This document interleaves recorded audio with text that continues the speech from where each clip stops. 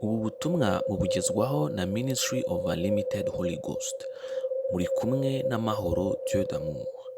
Umuzingo ni uwa kabiri witwa kuza ku bwami bw'Imana. Ubuntu n'amahoro bituruka ku Mana Data wa twese batanze umwana wawe Yesu KRISTO, ndetse no kuri Yesu KRISTO witangiye ibyaha byacu, ndetse no ku Mwuka Muziranenge ukomana natwe, ukubeho wowe n'abawe ndetse n'ibyawe byose.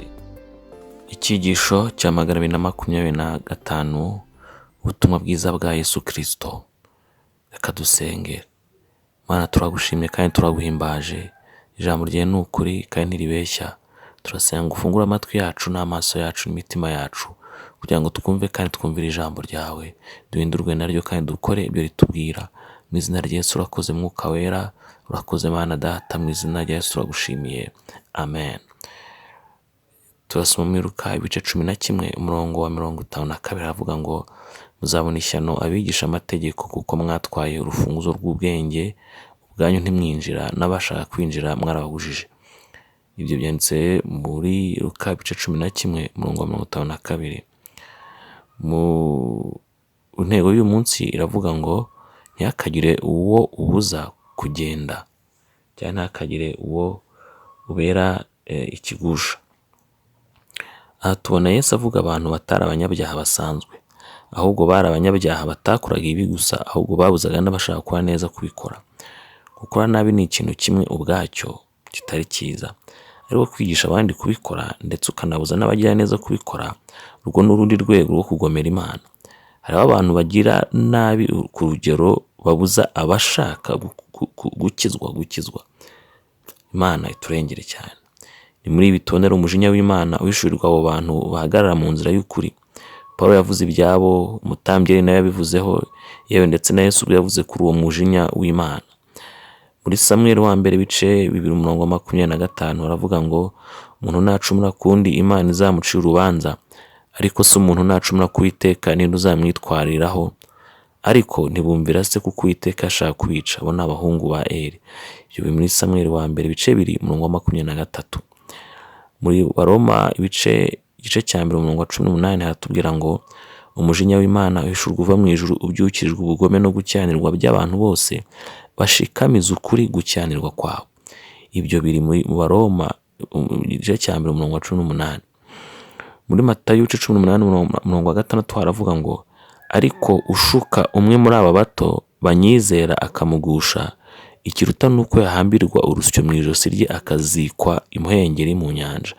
Ibyo biri muri Matayo ibice 18 umurongo wa 6. Hariho abantu bamwe bakuwe mu nsengero no guhemukirwa n'abo basenganaga, abandi bagushwa n'uburyarya babonye mu nsengero, abandi bakurwa n'akarengane bahagirirwa. Iyo nk'umukristo utagaragaza indangagaciro za Yesu KRISTO mu isi, burya ujye umenya ko haba hari abantu benshi uba urimo kubuza kwinjira mu bwami bw'Imana. Iyo niyo mpamvu tugomba gukora ibishoboka byose ngo mu byo tuvuga no mu byo dukora bikomeze kwegereza abantu KRISTO, ntibikabamukureho.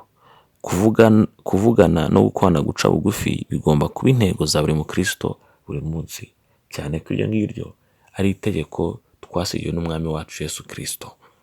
Reka dusenge. Mana, turagushimiye, tumaze kumenya ijambo ryawe yuko ridusaba kuvugana no gukwana guca bugufi n'urukundo, bituma nyakubahwa Imana tubera urugero rwiza abandi, bituma abantu bifuza kukumenya no kugukorera.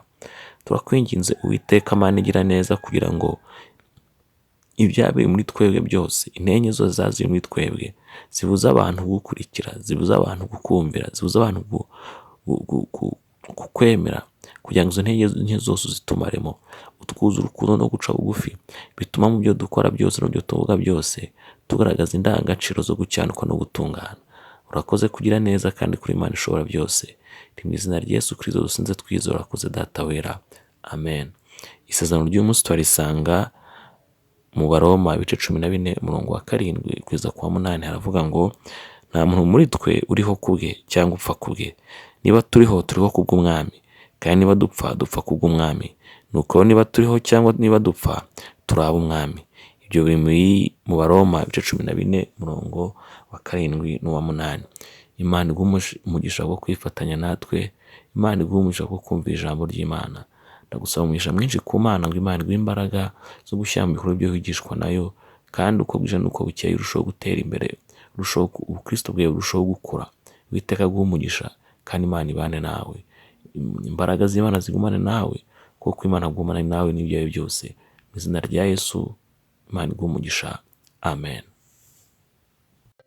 Ushobora kudusura kuri urubuga rwa Facebook cyangwa rwa YouTube ugasangiza inshuti n'umuryango wawe ijambo ry'Imana. Buri munsi haba hari icyigisho. Soma kandi wumve buri munsi ijambo ry'Imana bidashidikanywaho. Urabona uko kw'Imana mu buzima bwawe. Yesu aguhe umugisha kubwo kubana natwe. Imbuga za internet wakoresha mu kudusura urazisanga munsi ya video. Ubutumwa butegurirwa na Ministry of Unlimited Holy Ghost, mwabugezwagaho na Mahoro Dieu d'amour. Ubuntu n'amahoro bituruka ku Mwami Yesu Kristo bikomeze kubana namwe, kandi Umwuka Wera ababashije gukomeza gukora ubushake bw'Imana mu buzima bwanyu bwa buri munsi. Amen.